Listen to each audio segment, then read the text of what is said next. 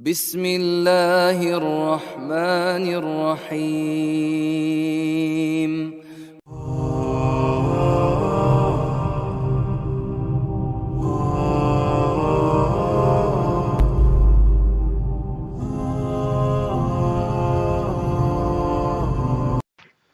بسم الله الرحمن الرحيم.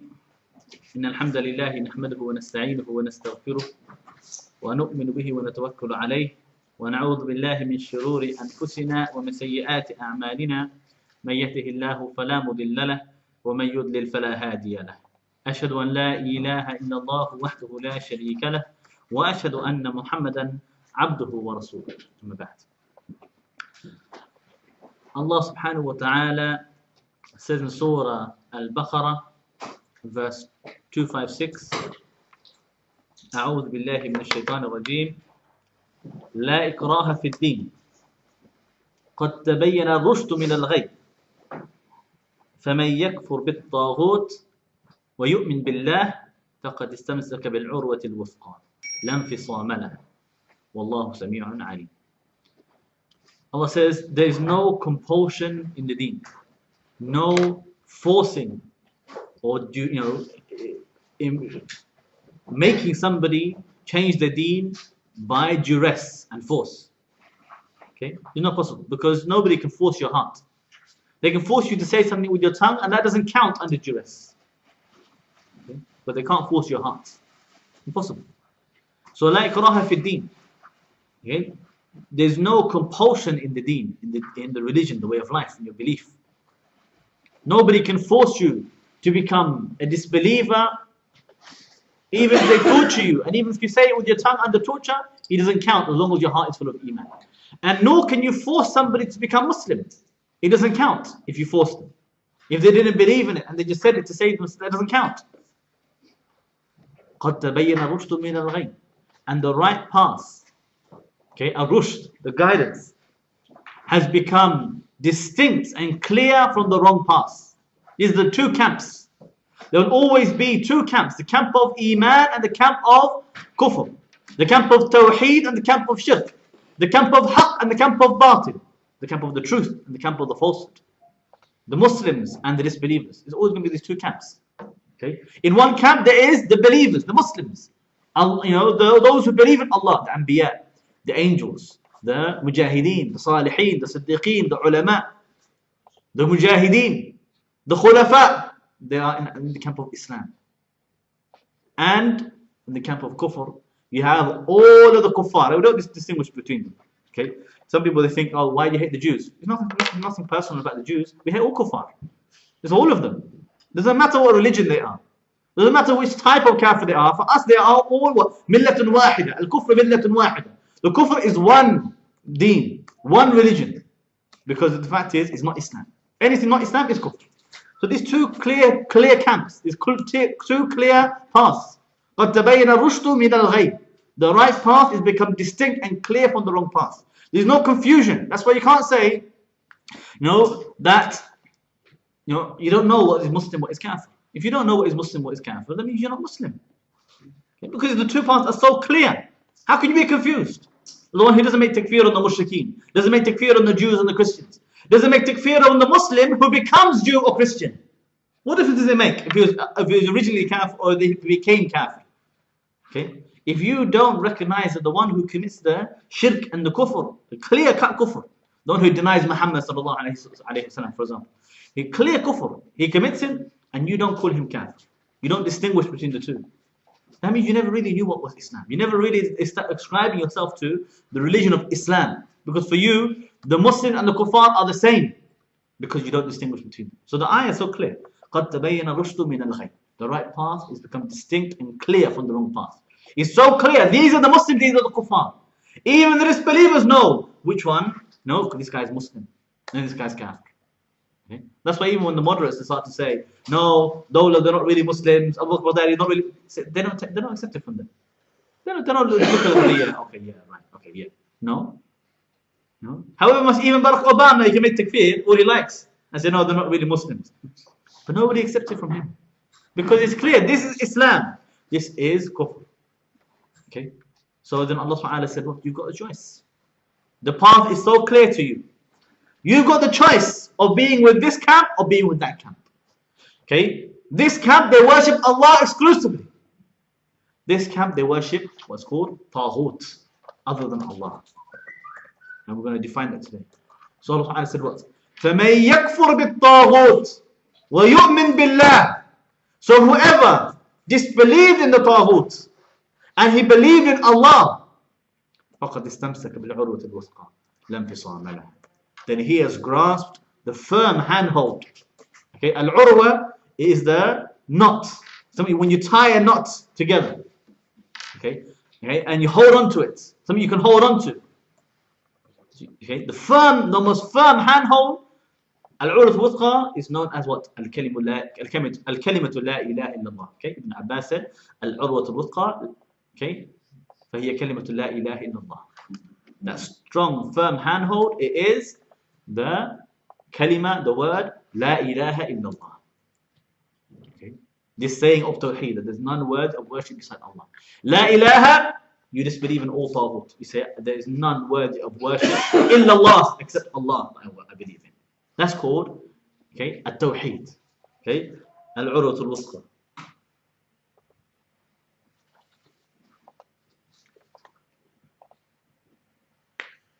Okay? So, from this ayah, we learn about the two pillars of Tawheed. I'm going to introduce these two pillars for you today, and then we're going to define the word Taghut because it's essential, and then we're going to talk about the pillars more later. Okay? So,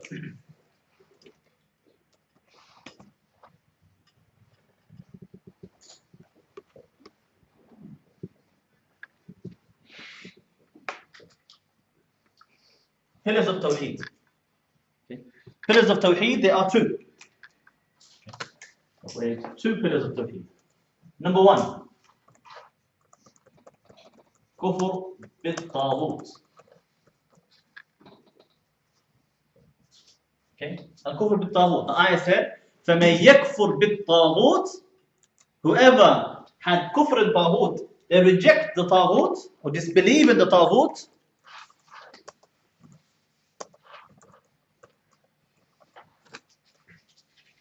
Okay, I'm not going to define Taghout yet because that is going to be the topic of today.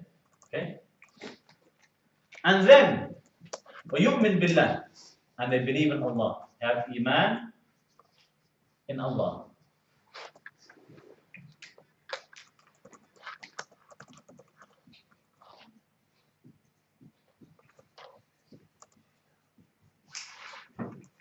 Belief in Allah. These are the two pillars of Tawheed. Okay, Allah said, whoever did this, had kufr and Taghut, and then believe in Allah, فَقَدْ اسْتَمْسَكَ بِالْعُرْوَةِ الْوُثْقَى, then they've grasped La ilaha illallah. They've got it. Okay, and that handhold, it will never break. And Allah Ta'ala, He is all hearing, all knowing. So these are the two pillars of Tawheed. Check yourself. You want to check yourself all the time. Am I really muwahhid? Am I really Muslim? Because the Tawheed is essential for you to be saved, for your own blood to be sanctified, your wealth to be sanctified, for your deeds to be valid, for you to enter Jannah. You need the Tawheed. You need these pillars. Because if you don't have them, your Tawheed is nullified. Your Tawheed is nullified. And you should be afraid of that shirk. Don't ever feel that you are, guaranteed, that you that you have some kind of guarantee that you will be in Jannah. Okay? Hassan al-Basri, he said that the iman, okay, it is not, a tamanni. It's just I hope, hope or a wish, okay, or a decoration, like a badge. You wear it. Okay, you wear a topi and you say, what? I'm Muslim. I'm going to go to Jannah. Why? Because you're a topi? Okay, and so no, because I want to go to Jannah, I'm going to go to Jannah. Because I want to be a believer, I am going to be a believer. Because I want to be muwahhid, I must be a muwahhid. No, it doesn't work like that. He said, what? Al-iman is al-iman ma waqara fil qalb wa saddaqahu bil-amal. The iman is what's settled in the heart and confirmed by the actions. So you need to check yourself. Do you have the pillars of Tawheed?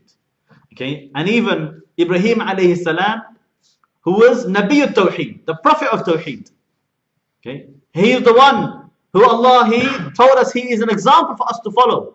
in his Tawheed, his clear, open Tawheed, even he was afraid, that he could fall into the shirk without realizing. Okay? Because that's how dangerous it is. The shirk is something that could reach you while you didn't even realize. Okay, when you didn't even realize. In Surah Ibrahim, verse 35, Allah subhanahu wa ta'ala says, وَإِذْ قَالَ إِبْرَاهِيمُ رَبِّ جَعَلْ هَذَا الْبَلَدَ آمِنًا وَاجْنُبْنِي وَبَنِيَّ أَن نَعْبُدَ الْأَصْنَامِ. He said, okay, when Ibrahim said, "Oh my Lord, make the city secure for me and save me, protect me and my sons from worshipping idols." Okay, this is Ibrahim. He didn't just say, "Look, what if I'm muwahhid? So there's no way that the kufr or the shirk can ever penetrate into my heart." No, he didn't think like this. He never thought, "I'm safe, I'll be fine, no problem, I will never ever become mushrik." He never thought like that. Even though he's the Nabi and he's infallible. And his two sons are who exactly? Okay, Ismail and Ishaq, two Nabis as well. All three of them are infallible. And yet he was afraid. What if we fell into the shirk after we had Tawheed? Surah 14, verse 35. So even he was afraid, look, what if we, change after we were on Tawheed and we fall into the shirk? Okay? This is what the mistake, some people, they start to say to you, "Brother, how can so-and-so a big shaykh and alim, after he's been studying for 50 years, all of his life is in Medina University and Riyadh University and al-Qura and all these universities, how can he after that commit the kufr just because he called for voting in the elections? Just because he called for democracy today, how can he possibly ever become kafir? After 50 years of being Sufi and Ghunusi and making dhikr in the masjid, how is it possible that he could fall into the kufr? Just because he said a word of kufr?" No, brothers. All of your history does not save you. All of your good deeds will not save you. All of your good deeds do not protect you unless you're on guard from the shirk. Okay, this is why even Ibrahim alayhi salam, who refuted his entire community and tribe with his own father as a child, destroying the idols, even he was afraid. What if I become mushrik tomorrow? What if my children become mushrik tomorrow? So don't just take it as, I'm safe, I'll be okay. You need to always protect yourself. Whenever the whisper comes to you, whenever somebody starts to, whether it's a shaitan from the jinn whispering to you to commit shirk, they're saying to you, now's your time to relax. Look, maybe there's a little bit of maslahah in this election. Maybe if we just vote for him, maybe we just ward off this evil. Maybe this, maybe we have more success in this way. Or you have a shaitan of the ins, shaitan of the mankind, of the human shaitan, coming to you with his big fatawa and his big turban, giving khutbah in the masjid. Come on, your vote is an amana, is a trust. You must give your vote. Don't betray it. Don't abandon it. Both of them shaitan. Both of them are shaitan. So we should make this dua and be on guard from that shaitan that wants to take us away from the Tawheed and falling into the shirk. So what are these two pillars exactly? Al-kufr bil-Taghout wal-iman billah. Okay, At-taghoot is, I'm going to summarize for you now quickly. It is anything worshipped or followed or obeyed instead of Allah. That is called Taghout. So we want to reject it, disbelieve in it. We want to keep distance from it. We don't want its help. We don't want its prizes and rewards and awards and come and give me a medal. Why do I want a medal from the Taghout for? Why do I need shaitan to give me a medal? What for? Okay? We're not interested in pleasing the Taghout. We're interested in pleasing Allah. We're not interested in worshipping Taghout. We want to worship Allah. We're not interested in fighting for Taghout. We want to fight for Allah. Okay? This is how we understand the difference between the muwahhid and the kafir. The Muslim fights for the sake of Allah, calls for the sake of Allah, calls the people to Allah, worships, obeys, followed, loves Allah. And the kafir, he fights for the sake of Taghout. He means for another reason other than Allah. Okay? Let's say to you, why are you fighting in the name of Islam, name of Allah for? As if what? To fight in the name of, kill people in the name of democracy. That's okay. As long as democracy, it's fine. No. The one who fights in the name of democracy is fighting in the name of Taghout. Killing in the name of Taghout. Murdering and raping. All these people, they do. The funny thing, the Muslims never raped, they never tortured, they never killed the children. No, you don't have these cases, of the Islamic State, for example, beheading children or torturing children. That's what Bashar al-Assad does. Okay, they said that they go to war and they're sending drones. Why? Because Jihadi John, as they call him, he killed somebody and filmed himself killing somebody. Okay, and he happened to be somebody Western. At the end of the day, that's obviously what makes his blood real blood. At the end of the day, okay, and that's the reason why they went to war. Right? Because they made a video. They made a video and they killed somebody on the video. And now when you see these other videos come out, I don't know if you've seen it. There's a video now from the Iraqi army where they have a young child, 9 or 10 years old, and he is a captive, he's a prisoner, tied up, and they shoot him on the head on camera, on film. So where are the drone strikes in Baghdad? Where are all the coalitions to say, declared, we need to fight against the Iraqi army? No, Iraqi army is their ally, is their friend. It was never about violence. This war is not about how can we stop the violence, how can we stop people being killed, how can we stop these people killing each. No, that's not the reason why they're going to war. They knew the Iraqi army had been killing and murdering long before the Islamic State was established. They knew Bashar al-Assad had been killing long before the Islamic State was being established. They knew the PKK were a terrorist organization, even banned in the UK. And yet you got this man who went to fight for the PKK, okay, from Britain. Free, no problem. And even they're praising him, glorifying him now on the TV. You see, it's not about stopping fighting, violence. It's not about stopping bombs, or killings. No, they're fighting against Islam. What they don't want is for Islam to govern and provide security and welfare for the people. They don't want that to be the case. They want their own puppets there, even if they are murderers and rapists and killers. So anyway, back to what we were talking about. At-taghoot. Okay, At-taghoot. If you don't know what Taghout is, you got a problem. Because you need to have kufr al-Taghout in order to be Muslim. Okay? Now I'm not saying here that if you don't know the meaning of the word Taghout, you're not Muslim. Okay? Because the concept people will not. But you should recognize the Sharia so you can know exactly what we're talking about. So we need to study, what does this ayah mean? Okay? What is the Taghout? Okay? What is a Taghout? Let's go on this word.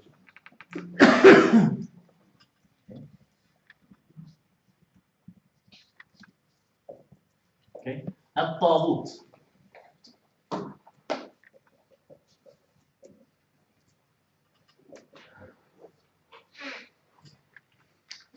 What is it? Linguistically, in the Arabic language,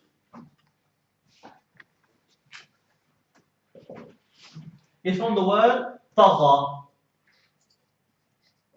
Okay, which means to transgress. Let's get another color.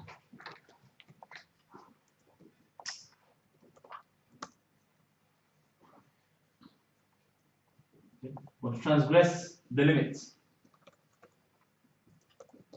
Okay, so anything that transgresses the limit, okay, it has, we say Tagha, it has transgressed. Okay, we say that the water, it transgresses the limit or the boundary. For example, if you have a cup and the water goes over the limit, over the top, then it's transgressed the limit. It's gone over the limits. It's gone over the top. Okay. So anything which goes over the top or goes beyond the boundaries is called transgression. Is called Tughyaan, or it has Tagha. In the Arabic we put it in the past tense. Okay. Say Tagha is he means it transgressed or he transgressed. Okay. So one of the linguistic meanings we're talking about, the one who transgresses the limits. Okay. And even Allah Ta'ala says in Surah Nazi'at. Okay. He said, let me get the reference for you exactly, inshallah.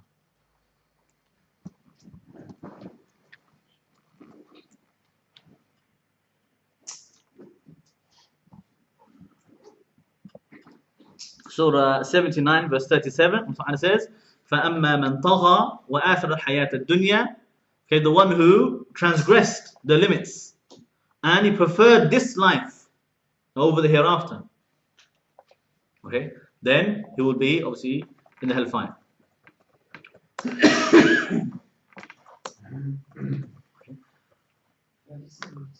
37 to 38. Okay, so Surah 79, 37 to 38.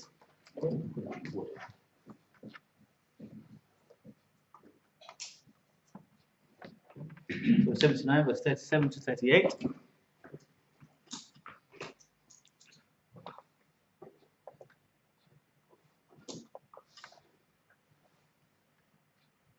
Okay, so this is the linguistically the meaning of that. So technically, in the Arabic language, anybody who goes beyond the limits, they are say Taghut. Okay, now we know as well from the other hadith how the Prophet ﷺ said, what is the limits? What are the limits set by Allah subhanahu wa ta'ala? So every king has a sanctuary and has there are limits around that sanctuary. And the sanctuary of Allah subhanahu wa ta'ala is the prohibited things, the muharramat, what Allah has forbidden you. So the one who goes over that limits, he has transgressed. He's transgressed upon it. He's Taghin, you could say. They are transgressors. The way Allah says in another verse as well, Surah 51 verse 53, Allah says, أَتَوَاصَوْا بِهِ بَلْ هُمْ قَوْمٌ طَاغُونَ. Surah 51 verse 53. Okay. So Allah calls them Taghout. You are people who have transgressed. Okay, because you went over there, you did the prohibited things, whether it's disbelieving in Allah or disobeying Allah, these are going over the limits. And even so in the hadith of Safina, the hadith of the boat which we studied before, the hadith says what? He said, مَثْلُ الْقَائِمْ لِحُدُودِ اللَّهِ. Okay?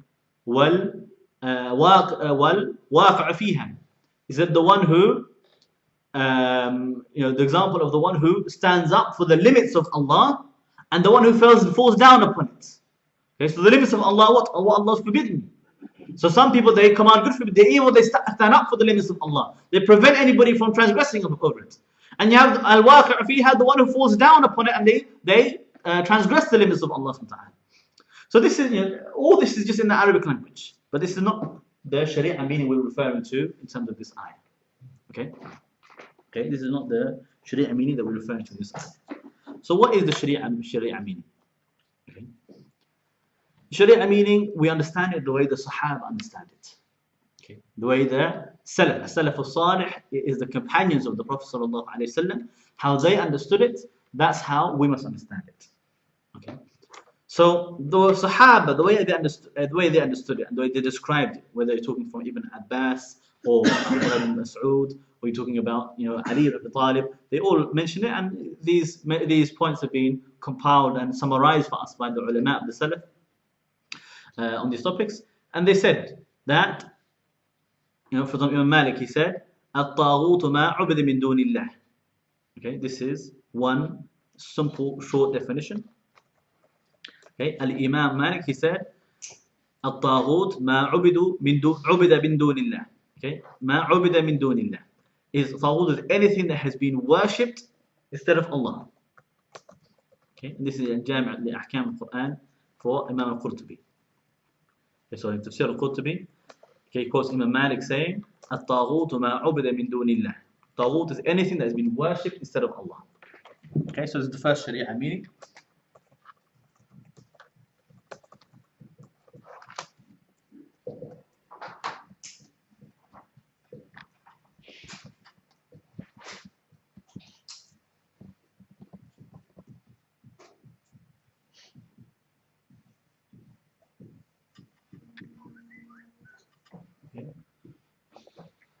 Okay, so anything that's been worshipped. Okay, so if people have worshipped an idol, the idol is Taghut. If people worshipped, a man, okay, and that man is Taghut. If the people worship Shaitan is Taghut. If the people worshipped a cross, that cross is Taghut. If the people worship a law, that law is Taghut. And we'll talk about many different types and forms of Taghut later on. Imam Ibn al-Qayyim, he said in Thalath al-Usul, in the three foundations, he said, At-taghoot ma tajawaza bihi al-abdu haddah min ma'budin aw matboo'in aw al-mutaah. He said, the Taghut is anything, okay, the slave that, anything that goes beyond the limits from those that have been worshipped or followed or obeyed. Meaning instead of Allah. Yeah, so he said anything, okay, any slave that goes beyond the limits, okay, from those who have been worshipped, followed, or obeyed. Okay? So he added here, worshipped, followed, or obeyed. Okay? Meaning instead of Allah, obviously, because Allah Ta'ala deserves to be worshipped, deserves to be followed, deserves to be obeyed.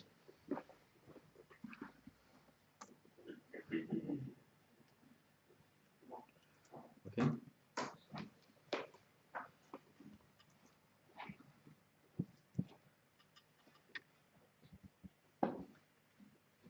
We have one more statement we can give, inshallah, for Shaykh Muhammad ibn Abdul Wahhab, rahimahullah. He said, وَالطَّاغُوتُ عَامٌ فِي كُلِّ مَا عُبِدَ مِن دُونِ اللَّهِ وَرَضِيَ بِالْعِبَادَةِ مِن مَعْبُودٍ أَوْ مَتْبُوعٍ أَوْ مُطَاعٍ. So he's combined between the two, okay, to give us a good definition. He said, At-taghoot is generally anything that has been worshipped instead of Allah and is pleased with that worship, whether he was worshipped, ma'bood, matboo' or mutaah, followed or obeyed. Okay, worshipped, followed or obeyed. Okay, because all of these is ibad. Okay, the one who worships does prostration, ritual acts of worship, so somebody slaughters in their name, okay, or they follow them or they obey them. It's all ibad, it's all worship. Okay, so this is in Risala fi Ma'na Taghut, the letter in relation to, or the treatise in relation to the meaning of Taghut by Shaykh Muhammad Abdul Wahhab. He said the Taghut is generally anything that has been worshipped instead of Allah and is pleased with that worship, okay, whether he was worshipped, followed or obeyed.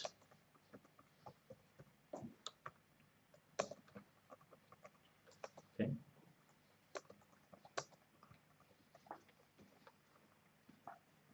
You with me? Okay. Okay, so that could be anything. Okay, it could be anything at all. And we said that Taghut, it could be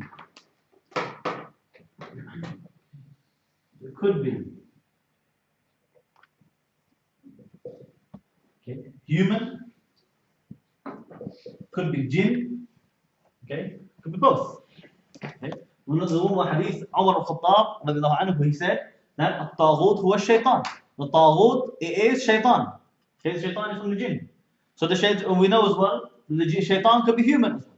So because the ayah says, من الجنة والناس, from the jinn and from mankind, you have both from shaitan. So it could be human shaitan, could be jinn shaitan. Every Taghut is shaitan. And every shaitan is Taghut. Okay, according to the definition of Shaykh Muhammad Wahhab, anybody who is worshipped and is happy with people to worship him, okay, whether human or jinn, they are shaitan, they are Taghut. Okay. But also, it could be that somebody was worshipped, but he wasn't happy with the worship. He wasn't happy with that. So he is safe. He is not accountable for that.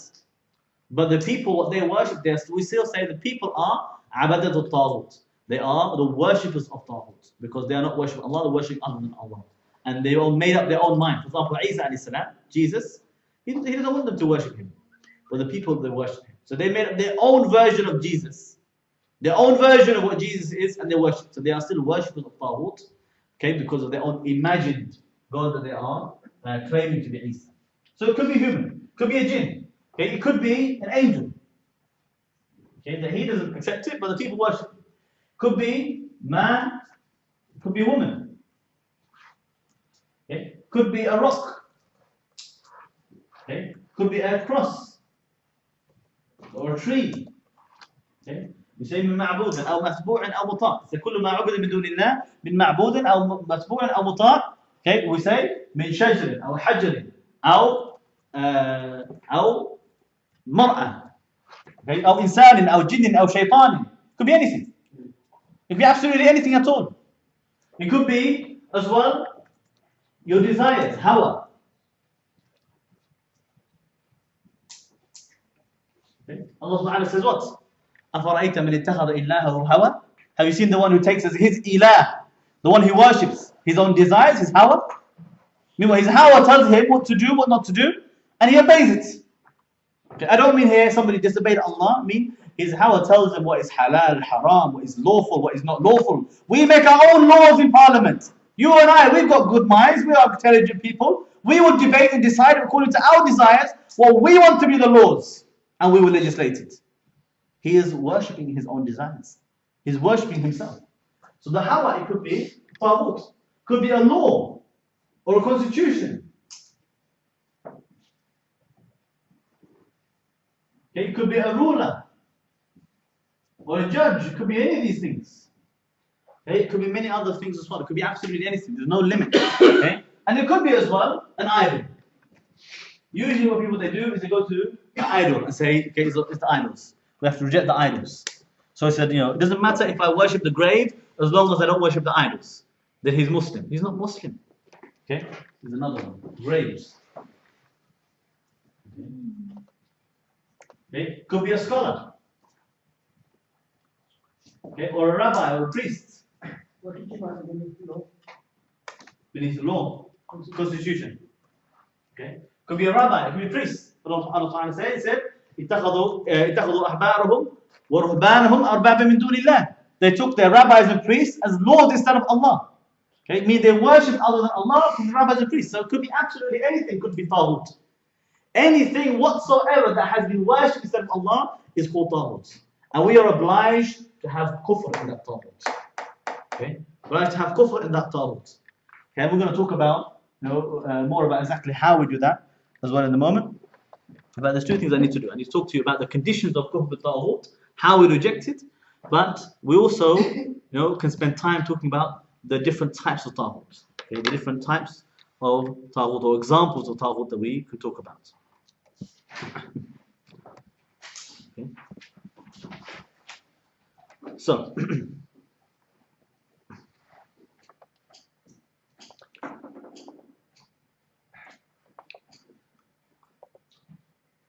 let's talk about here, inshallah, first the heads, the worst of all of these Taghut, and the branches of At-taghoot as well.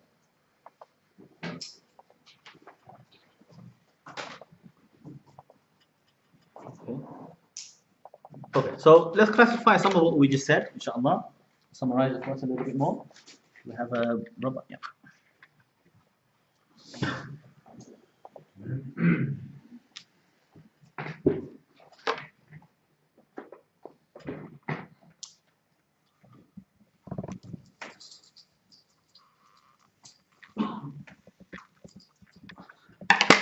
Okay, so types of Taghut.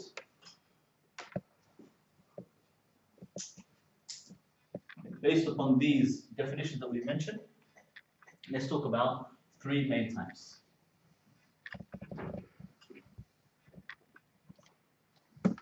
Okay.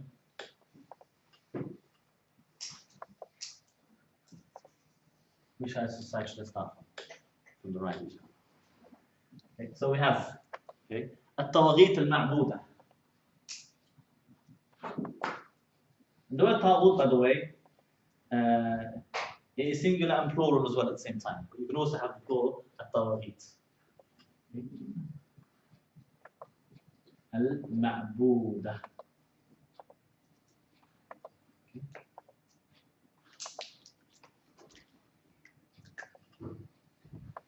Worshipped. Okay, so the one that is worshipped instead of Allah. Okay, worshipped instead of Allah. So we'll talk about a little bit more exactly what that means. Okay, and we have the second one we said, At-tagheet, al-mattboodah,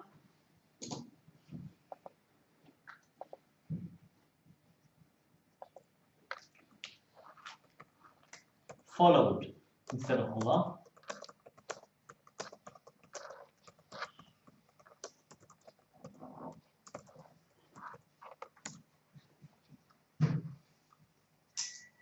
And we have At-tagheet al-mutaah.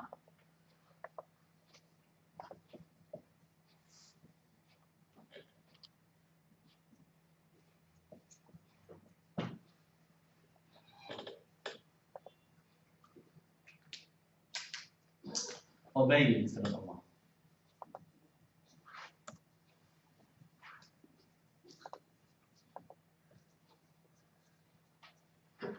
Obey instead of Allah. Okay, so At-taghoot al-mattboodah.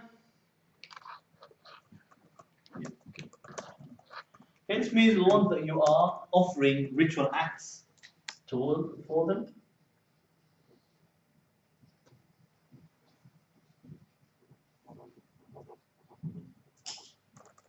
Okay, so ritual acts. I'll put here this. So ritual acts include things like, dua. Okay, the one you make dua to, that is the one you worship. If you make a dua to other than Allah, you are worshipping Taghut. You are not worshipping Allah. So like the one who, he, instead of asking Allah subhanahu wa ta'ala alone, he asked the one in the grave. He says, Ya Abdul Qadir al-Jilani, for example. Or said, Ya Muhammad, help me, save me. Okay? Or says, Ya, I don't know, any one of these other peers that they worship. Offering ritual acts, wouldn't loving Allah be a ritual act? So if you love someone more than Allah, doesn't that become yes. as well? Yeah, the love is part of the ibadah, the worship as well. You could put it under there. Al-mahabba is the worship of the heart. So you have the worship of the heart, including al-mahabba, love. You have the al-rida, to be happy and satisfied. You have al-raja, the hope. You have as well, the fear, the taqwa, the khawf. The one you fear. If you fear other than Allah, you are worshipping other than Allah. Okay, so but for the ritual acts that we see as well, especially especially ones that are common, the dua, okay, is one of those. Okay, the Prophet ﷺ said in the hadith, Sahih, he said, "Ad-du'a ibadah." The dua is worship. Okay, the dua is worship. So the one you offer dua to, if it's other than Allah, you committed shirk in Allah subhanahu wa ta'ala. Okay, so he makes dua to the grave, for example. Okay, isti'ana and istighatha, these are similar. Okay, isti'ana, okay, and istighatha. Okay, seeking the help and the appeal that you make when you are in dire need. Who do you go to? Who do you turn to? Turn to Allah subhanahu wa ta'ala. Ask, oh Allah, help us, help me. When we say in the ayah, إِيَّاكَ نَعْبُدُ وَإِيَّاكَ نَسْتَعِينُ, only you we worship, only you we seek help from. So if you ask the help that only Allah can give, and you ask for that help from somebody else, okay, you are worshipping Him. So asking help is different types. You can ask somebody something which they're capable to do. For example, I can say to the brother, could somebody get me a cup of tea? For example, I don't actually want a cup of tea. But I could ask somebody, could you're capable to do that? You're able to do that. Or you can say, brother, look, I want to get married to so and so sister, and I'm afraid of her father. Can you come and talk to him for me, please? Okay, I'm not looking to get married either. But just so you know, this is one type of example. You can ask for that kind of help. That is permissible because it's within your capability. But if you say to somebody, Akhi, Abu Wala, can you forgive my sins? This is shirk in Allah. He can't forgive sins.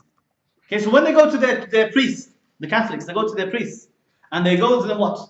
To seek forgiveness for his sins. He said, well, confess my sins to you. And he says, I forgive you. Oh, what are you talking about? You forgive you? Who the hell are you to forgive? Okay, you can forgive your own right. Okay, somebody owes you money. You say, no, I forgive you. For my money, but you don't own the forgiveness for your sins. The sins belongs to Allah. It's something which Allah forgives. The forgiveness of the sins belongs to Allah. So if you're asking isti'ana, you're seeking their help, and istighath, you're appealing to Allah for things which only Allah can do. Okay? And you're asking the people for that, not possible. So man in the grave, we have no children, give us children. This is shirk in Allah. Okay? So save us. Save us from, this volcano, this earthquake. What are you talking about? Okay, you can say to somebody, go throw me that rope so you can get me out of the water. No problem. But save our lives, as if the people can give life, take life. So if you make isti'ana, istighatha, the dua, you to other than Allah, you become mushrik. Okay? You become mushrik. And the same thing, if somebody is dead, what can they do for you exactly? The hadith says the one who, when you die, all of their deeds come to an end. Okay, except for three. Meaning the three things that remain are things they've already done in the past. It's nothing new. So you can't ask somebody in the grave, oh, pray for me, do this for me, do that for me, intercede for me. It's not acceptable because he's dead. He passed away now. Including Muhammad sallallahu alayhi wa sallam. He passed away now. Abu Bakr as-Siddiq, he said what? Whoever worships Muhammad, let him know that he's dead. But if whoever worships Allah, Allah is alive, he'll never die. Okay? So Muhammad sallallahu alayhi wa sallam, he passed away. His deeds are finished. You can't ask him for anything anymore. Okay? So here, we can look. The dua, when people, they offer it to the graves. Or to the dead. Okay? Or seeking the forgiveness from the priest. Okay? Or to an idol. Or a cross. And they go there, go to the idol, they're asking the idol. Okay? And they're sacrificing for the idol. It's another one as well. Ritual acts. Slaughtering in the name of somebody. This is why the jinn, you see, the one who involves in magic, he will always commit the shirk, because the jinn will ask him, order him to do some kind of shirk. He will say to him, slaughter in the name of so and so. Slaughter some animal, some chicken or something, and then I'll help you, otherwise I won't help you. That's why the magician always will fall into the shirk. The jinn will never help you unless you commit the kufr and shirk in Allah Ta'ala first. So that type of seeking help from the jinn as well is a form of shirk. You're worshipping the jinn and the shaitan. Okay? So it could be any of these things: the grave, the dead, the priest, the idol. It could be any object whatsoever. Okay? It could be the so-called saint. Okay? Could be making sujood or ruku, bowing or prostrating. Could be as well tahakum. You are seeking the judgment from. Okay, so you have here the judge. It is a ritual act of worship. And it's an apparent ritual act of worship of the limbs. When you go to the judge and say, look, judge between you and me and him. We have so and so problem. What do you think? Tell us what is right. That tahakum is shirk in Allah. If you do that to other than Allah, you become mushrik. We studied about this last week. Okay? أَلَمْ تَرَ إِلَى الَّذِينَ يَزْعُمُونَ أَنَّهُمْ آمَنُوا بِمَا أُنزِلَ إِلَيْكَ وَمَا أُنزِلَ مِنْ قَبْلِكَ يُرِيدُونَ أَن يَتَحَاكَمُوا إِلَى الطَّاغُوت. Allah said, have you seen those who falsely claim to believe what was revealed to you before you? And yet they seek tahakum to the Taghut. وَقَدْ أُمِرُوا أَن يَكْفُرُوا بِهِ. And they were ordered to reject it, to have disbelief in it. Meaning if you went tahakum to the Taghut, you didn't have kufr in Taghut. You didn't do it. You had iman in the Taghut. Okay? So, because all of these actions, they are iman. The iman is any action or saying, whether hidden or apparent, that Allah is pleased with, that we offer to please Allah. Means from all of the worship of the heart, the tongue and the limbs, that is called ibadah, it's called iman. It's belief. So if you offer these to other than Allah, to any of these, you've had iman in the Taghut and kufr in Allah. When you're supposed to have kufr in Taghut and iman in Allah. You're supposed to reject all of these. Give up offering these ritual acts to any of these and only offer to Allah subhanahu wa ta'ala alone. So these are all some examples. Obviously there are many more you can think of. These are just some examples for you of At-taghoot al-mattboodah, how it could occur, and how that works, inshallah. And we have as well At-taghoot al-mattboodah. Al-mattboodah. Okay. So these are many types as well we could talk about here. Okay. I'll give you 5 main ones, inshallah, we'll talk about here. We have al-uqul al-nakhira.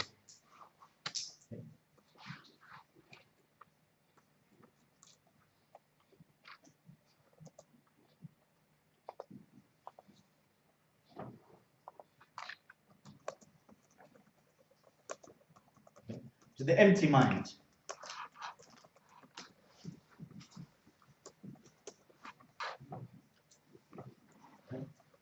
Instead to use his aql, his mind, and follow Allah Ta'ala, he's following his own mind. He's following his own ideas. He decided to just follow whatever he thought was good. And the Prophet ﷺ said what? So, لا يؤمن أحدكم حتى يكون عقله تبعا لما جئت به. He said, no one of you is a believer until his own mind, his own aql, okay, his mind, his heart, it is in accordance with what I have brought. Okay, so the one whose mind, yes. So the hadith said, no one of you is a believer until his mind or ration or thoughts, okay, al-aql, is in accordance to what I have brought. Okay, that's why when there's a conflict between what your mind tells you and what the wahi tells you, you know that your mind is wrong. Your mind has got it wrong. You're crossed up somewhere. Okay, it's got mixed up somewhere. I was talking online recently, with some people about evolution. I thought the people that have got no mind at all. They think that they are, very clever, but in fact they're so stupid. They think that they're being rational, but they're being so irrational. They think that they are, no, I'm really. All I said to somebody is, just look. You say to me that you don't believe in anything unless you can see it, observe it. That's why you don't believe in God. Well, how can you observe evolution? Tell me. Did you observe it? No, but you don't tell me no, we know about it. No, either you observed it or you didn't. Because science, apparently, or science, the principles they believe in, is that a theory is not scientific unless you can test it and observe the results. That's a scientific method. You can't test everything, so you can't check everything with science. It's not possible.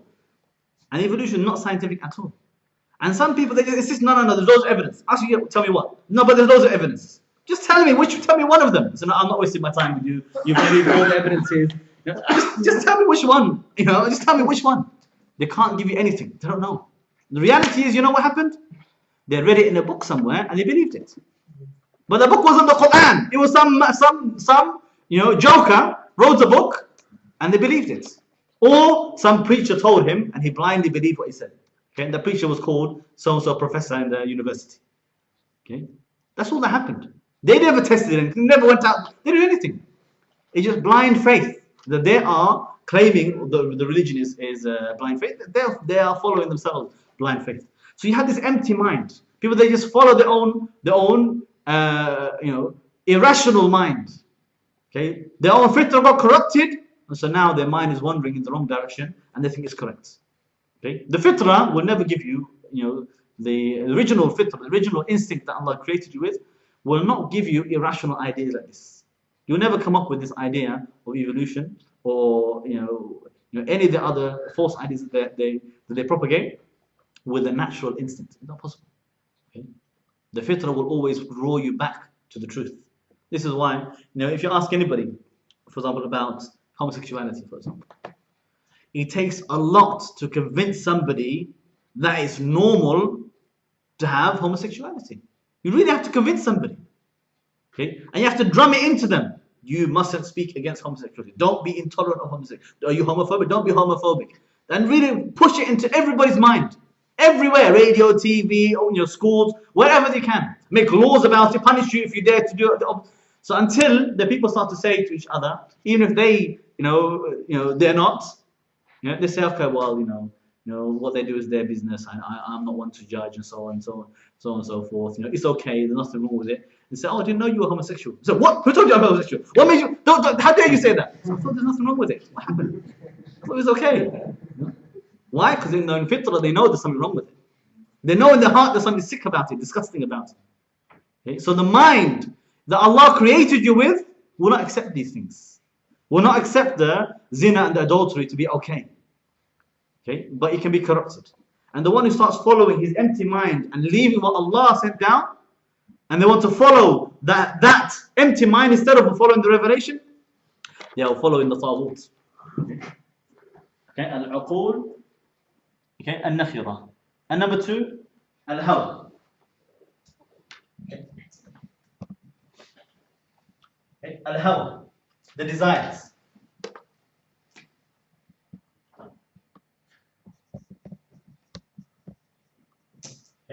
Desires is another thing that people they could follow. Okay, they could follow it. Okay. Allah subhanahu wa ta'ala said, have you seen the one who takes his desires as his ilah to be worshipped? Okay. I'll give you some of the references later on, because I'm going to go through it again, inshallah, with you. Okay. So the hawa, people they follow it. The hawa is what? Okay, al-hubbu wal-mayl is what you love or what you're inclined towards, or you're tempted towards, or your heart sort of draws you to it. So somebody who just thinks, this is the mentality of those who say, You know, everything is halal. Everything's okay as long as you don't hurt anybody. If it's something good, I like it. I can see some goodness in it. I think that it's beneficial for me. Whatever I want to do is okay. Okay. So they think halal and haram based upon what they like or what they dislike in their own heart. Okay. Okay. So some people like the opposite gender. That's okay. Somebody like the same gender. That's okay. Somebody like children. Somebody like animals. Somebody like everything becomes okay. This is what the real hardcore atheists, they have this mentality, because they say, look, nobody can tell me what to do. I decide. We decide what's good for us. Okay? And they think everything's no problem. Incest is okay. What's the big deal? Prostitution, okay, no problem. Yeah? Everything's okay. Yeah? So you see, the one who follows their desires, okay, and they let their desire be their legislator, their Lord, to tell them what is right and what is wrong, and they follow it. Okay, especially when they leave the guidance from Allah subhanahu wa ta'ala in order to follow His desires, then they have taken their own desires as a Taghut. Okay? Now somebody says to you, Allah told you this. So no, but I don't want to do that. I want to follow this. I feel like this is better for me. Okay? I'm more inclined towards that. That person, he is following Taghut instead of following Allah subhanahu wa ta'ala. Then you have, okay, the satanic ideas and conspiracies. Okay. These are satanic theories.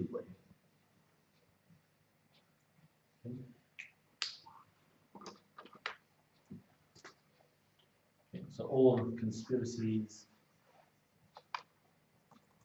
and satanic ideas. Okay. So some people, they'll follow these as well. For them, the real truth is, always opposite to the truth. Okay? The ones who call for Islam, they are really calling for shirk. The ones who call for shirk, they are really calling for Islam. Okay? If you say, we want to have Sharia Khilafah, they say nobody would ever say that unless they were Jew. What are you talking about? What are you talking about? Unless they were Mossad Aiden, they wouldn't call for Khilafah. What do you mean? Yeah, and then once one of them comes up and says, I call for democracy. What do you think? Let's all vote together and we're going to establish democratic parliament in the government. Say, mashallah, this man, Shaykh al-Islam, he's fighting for Islam. He's trying to establish the deen for us. This type of conspiracy theory, they call all the mujahideen and the ulama and the sincere people, the good people, people who are doing good deeds, they call them agents and disbelievers and people are spies.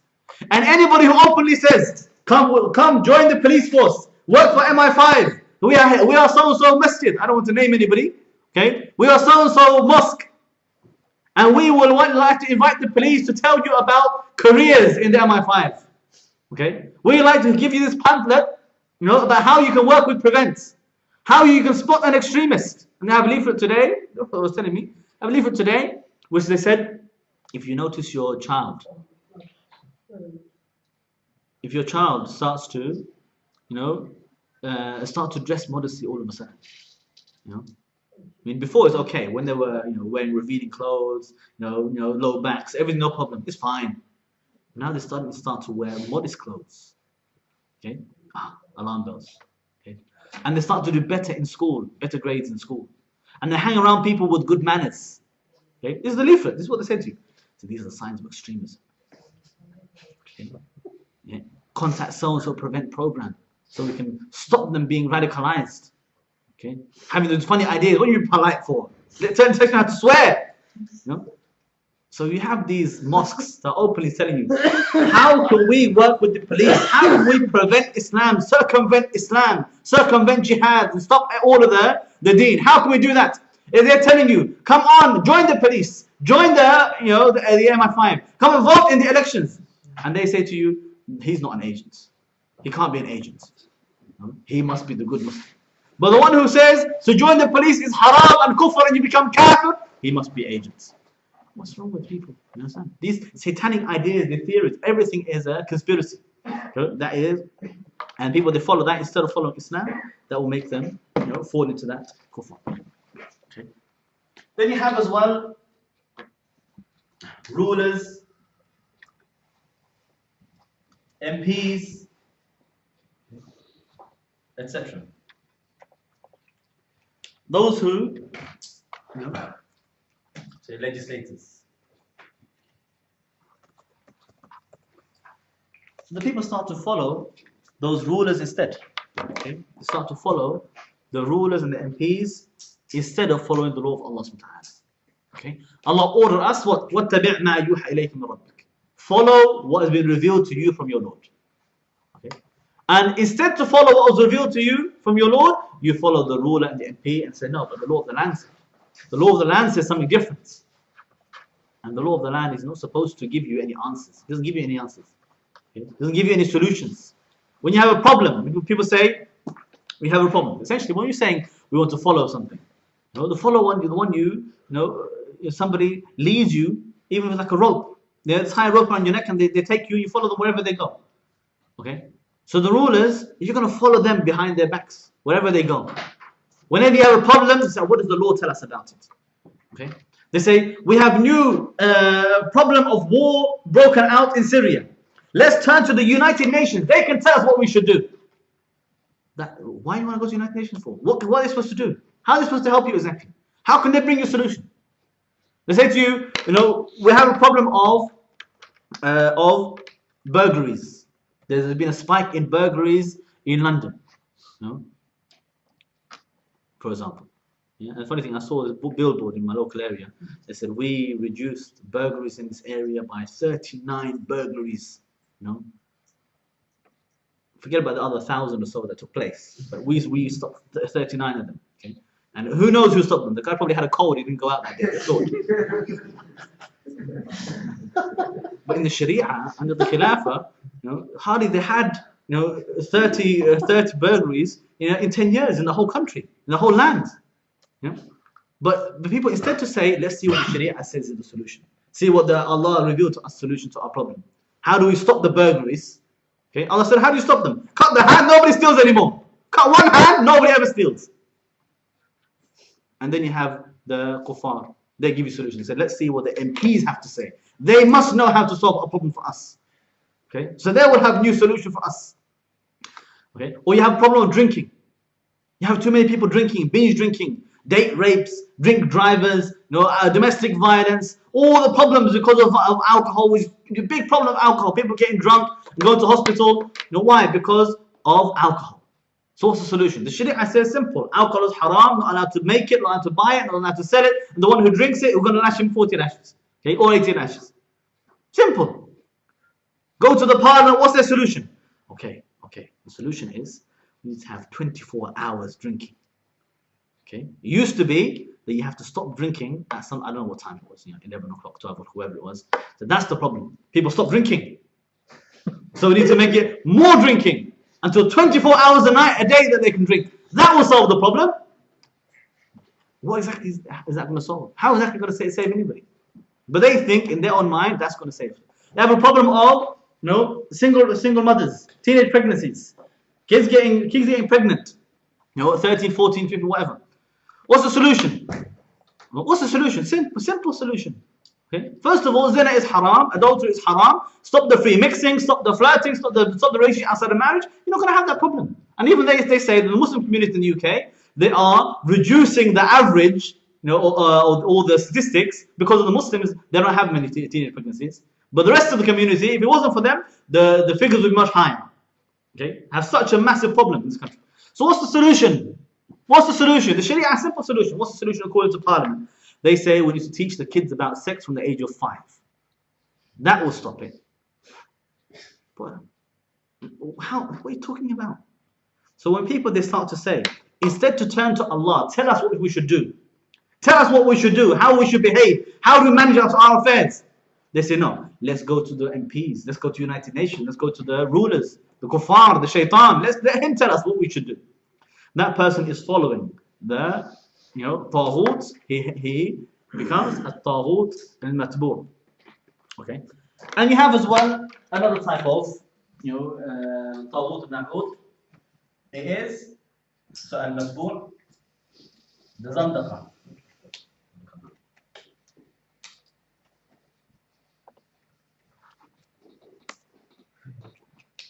Zandaqa are those false ideas dressed up like Islam.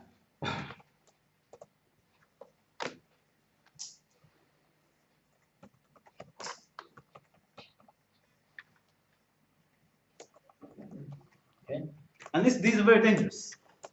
Because those people, they pretend to you what they're doing is Islam. And they're teaching you as if, no, this is the real Islam. Okay? In fact, they are making complete kufr. Like the one who starts to fabricate a hadith, to justify his kufr. Especially the Shia Rafid, they do this. Okay? The Shia, the Nusayris, they are known for fabricating evidences, fabricating a hadith. So they will, the Shia will say to you that they're following the real Islam. And they want to tell you that no, they are the true Muslims, and all the Sahaba were kuffar, and all the Sunnis are kuffar. Okay? And even the mothers of the believers, they condemn them. And then they say no, they are following the true Islam.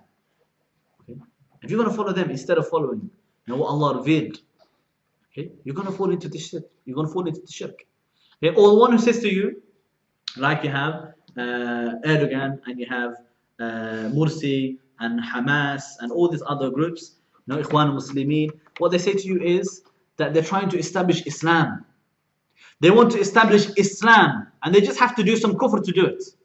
In order to reach it, they need to do some kufr. Yeah? And people, until now, they keep asking me. They ask the question, what do you think about, what about Mursi? What about Erdogan? I say, yeah, he's kafir. What's the problem? What's the difference? He said, yeah, but they really want Islam. Okay, when he embraces Islam, he'll be Muslim.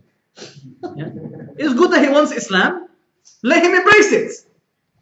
But as long as he's on the kufr, he's going to be kafir. As long as he's ruling by man-made laws, he's going to be kafir. So you don't say he's ruling by man-made laws for the sake of Allah. He's ruling by the shirk and the democracy for the sake of Allah. And if you use that to justify the kufr, and you follow that kufr in that name, you become mushrik. You are following the Taghout, you're not following Allah. Just because you've been dressed up as Islam doesn't make it Islam. Okay? So these things are very dangerous. Now they're going to say to you, elections coming up, they're going to say that the Sharia wants us to gain the benefit, the maslahah.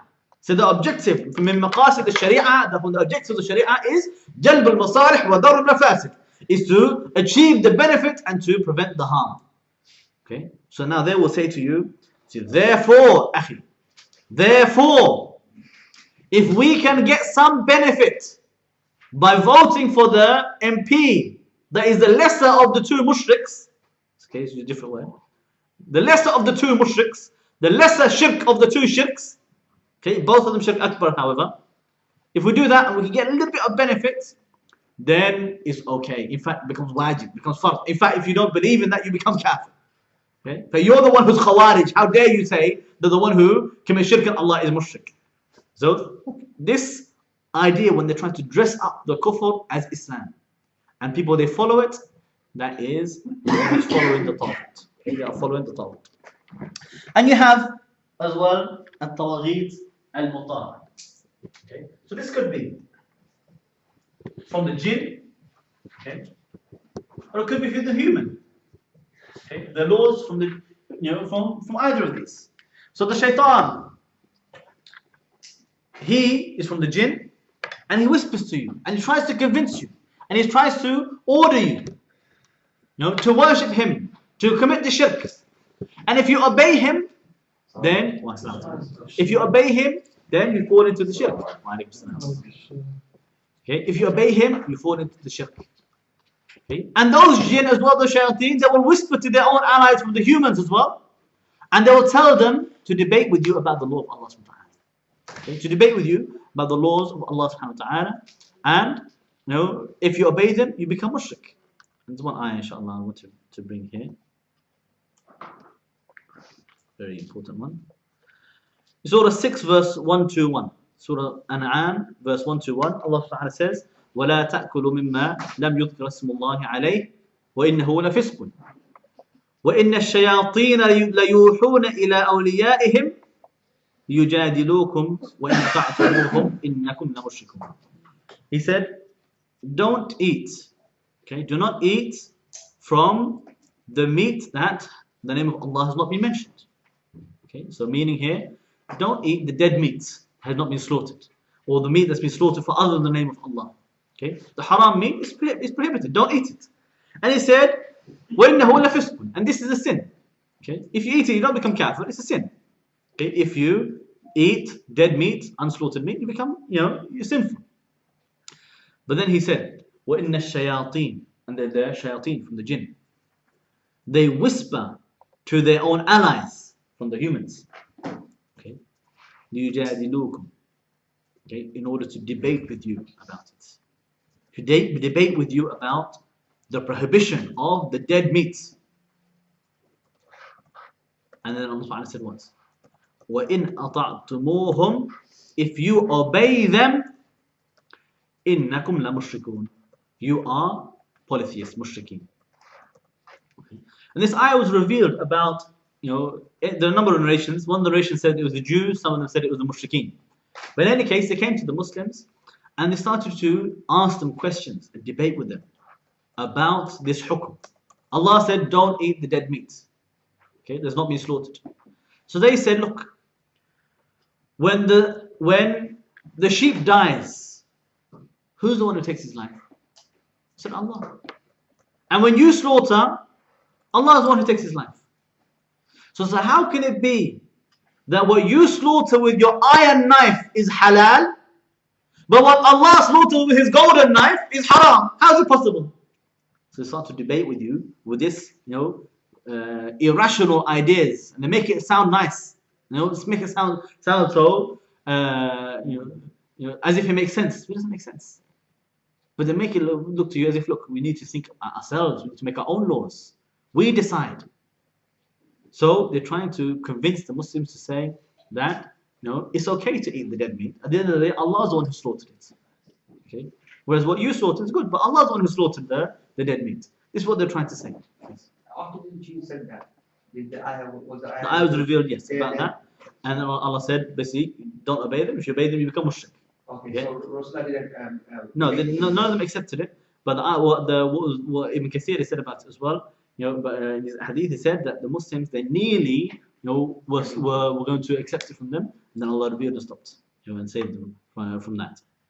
Okay, so this idea of debating the laws, we decide, and that's exactly what they do in Parliament. It's exactly what Parliament is for. The entire House of Parliament is built on the idea that we will debate with each other what should be the laws that we follow. Which laws should we implement? That debate is kufr in itself. As if to say Allah is not the legislator. Right? Allah said, for example, now they're talking about they want to debate about the law stunning the stunned meat. They want to, they're not going to debate. No, they're never going to do it because then they have to ban the Jews' kosher meat as well. But if it was just Muslims, then maybe they would have done.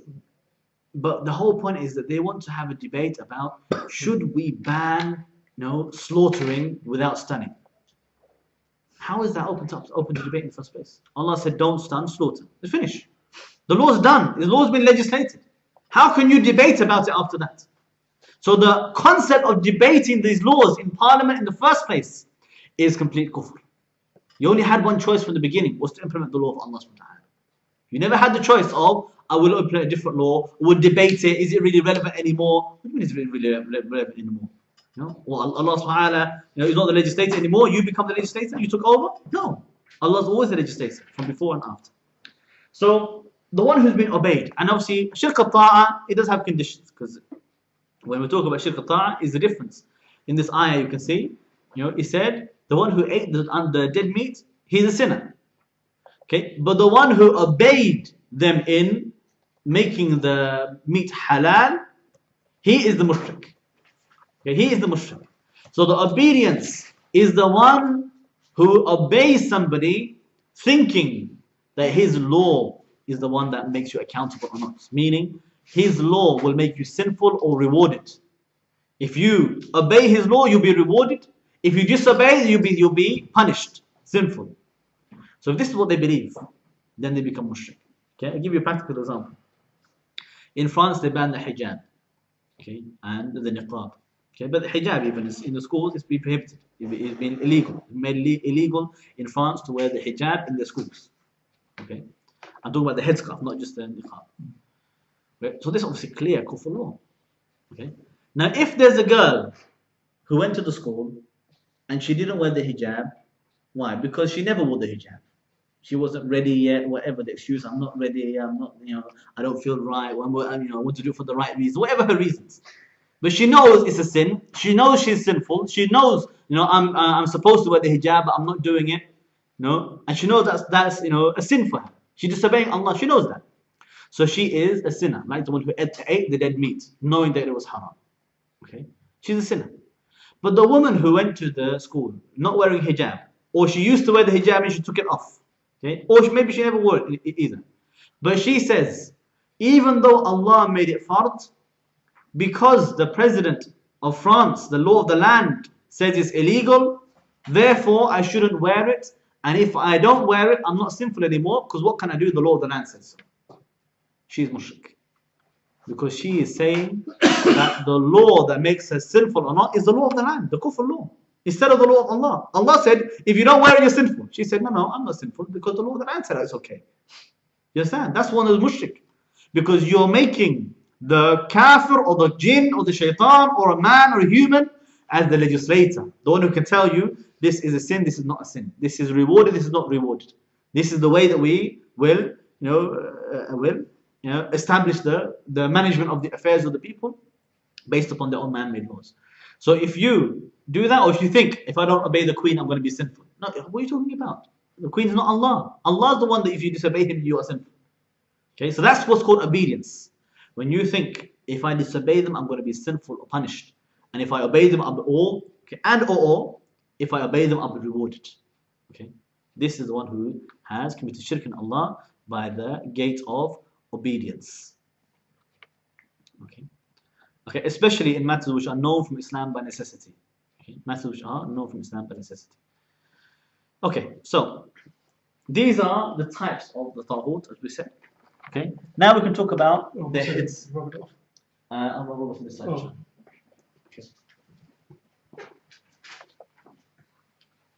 So the heads of Taghut now.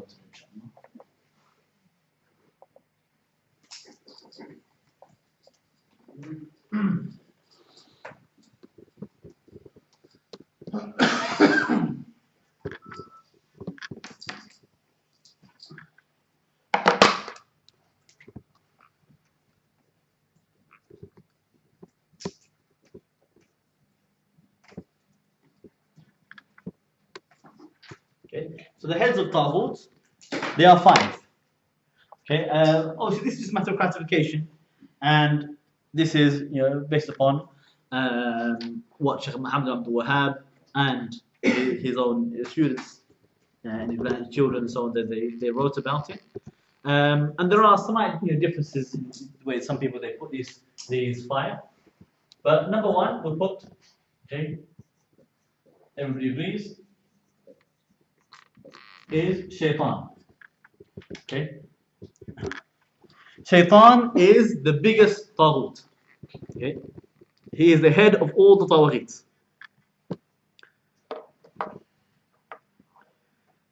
Okay,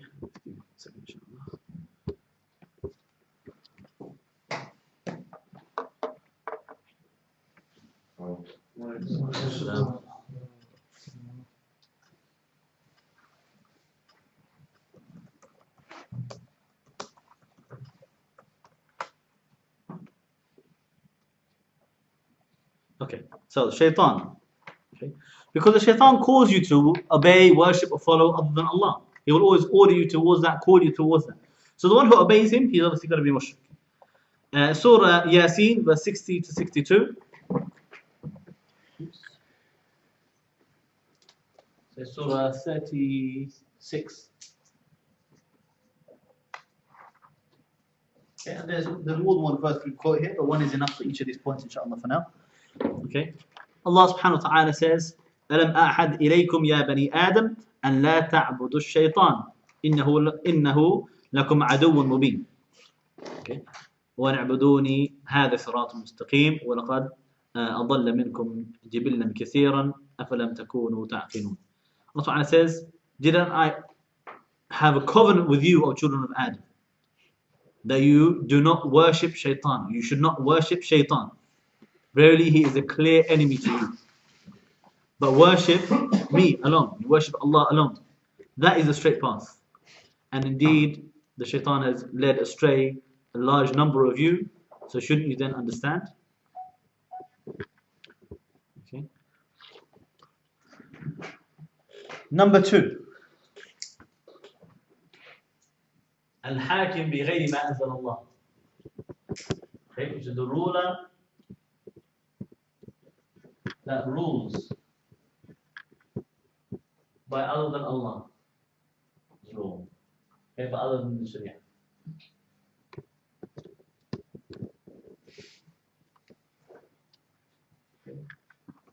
Okay. Meaning he replaces it.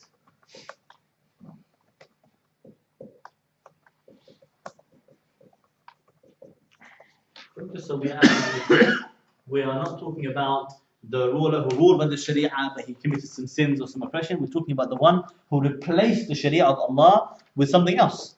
Okay, and this is mentioned by Shaykh Muhammad ibn Abdul Wahhab as the second head of Taghut after the Shaitan, and we mentioned by many of the ulama from the Da'wah Najdiyya as the head of the Taghut. And in fact, every single Madkhali would have read this at some point and maybe had to take a breath for a moment.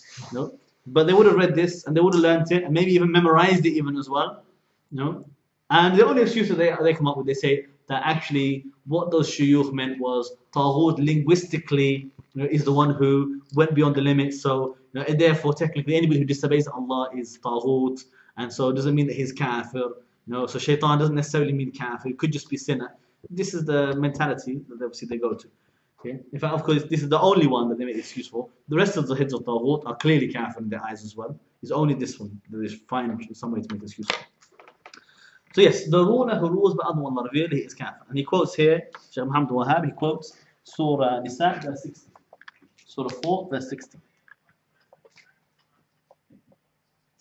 Okay. Because Allah subhanahu wa ta'ala says what? ألم تر إلى الذين يزعمون أنهم آمنوا بما أنزل إليك وما أنزل من قبلك يريدون أن يتحاكموا إلى الطاغوت. He said, have you seen those who falsely claim to believe in what was revealed to you and what was revealed before you, and yet they seek judgments from the Taghut?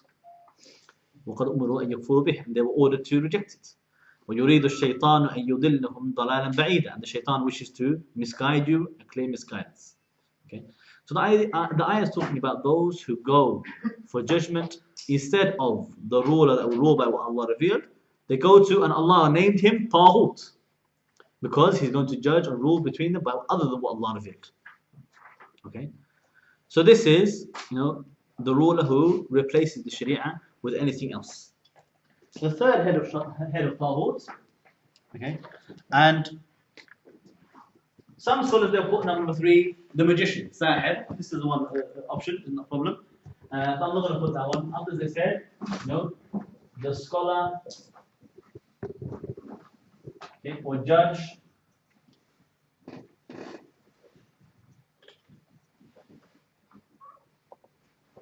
the judges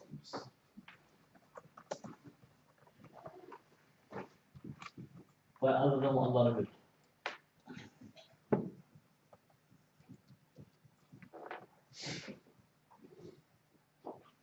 Like the Jews, like the rabbis and priests, okay, that made halal haram, haram halal. They made themselves, the legislator to be worshipped, to be obeyed and followed instead of Allah.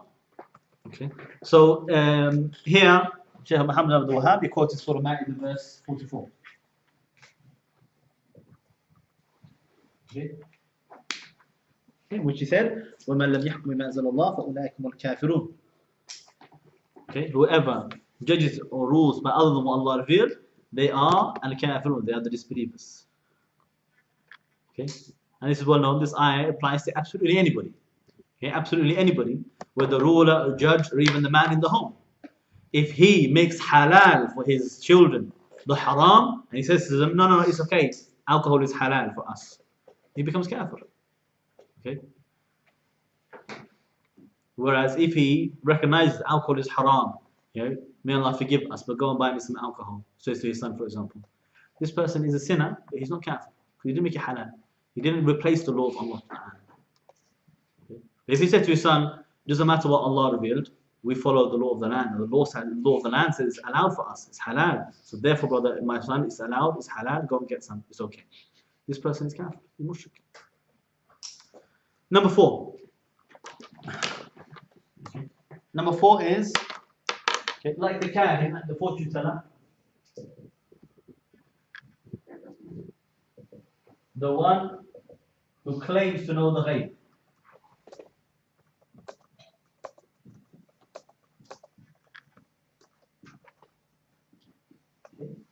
The ghaib. The ghaib is the unseen, meaning anything that only Allah subhanahu wa ta'ala knows.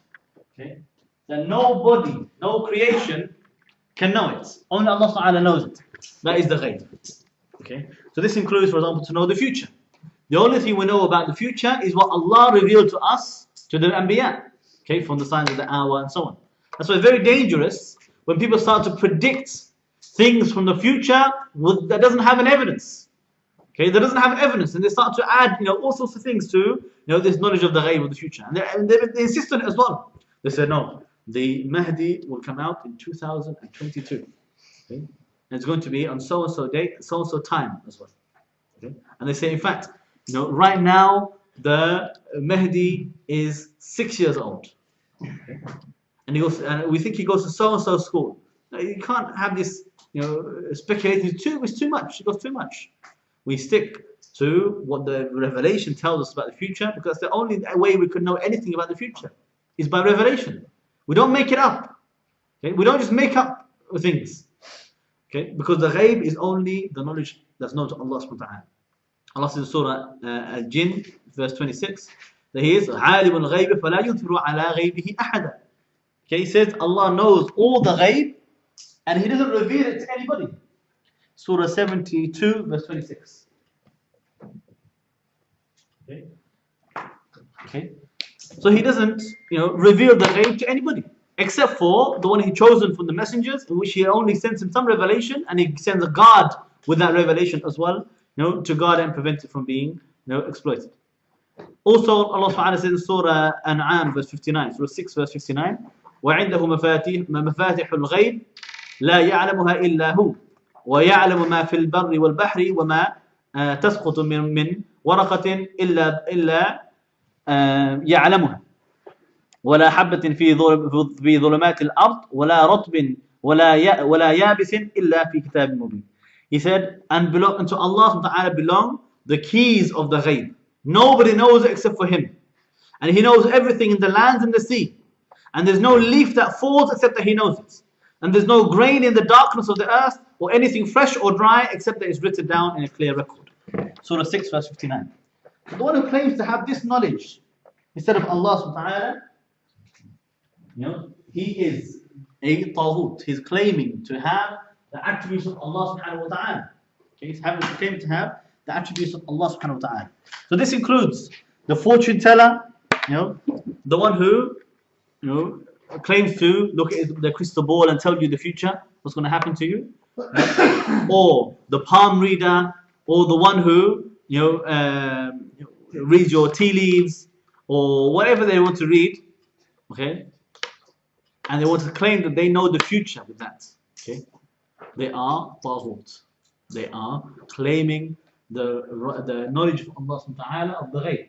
Okay, so they are from the heads of Taghut. Okay, Mystic Meg, for example, she is Taghut. Okay, she is Taghut. So this is, the fourth head of the Taghut. Number 5.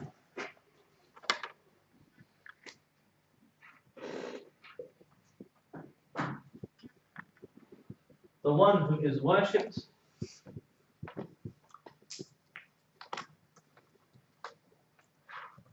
and is pleased with that,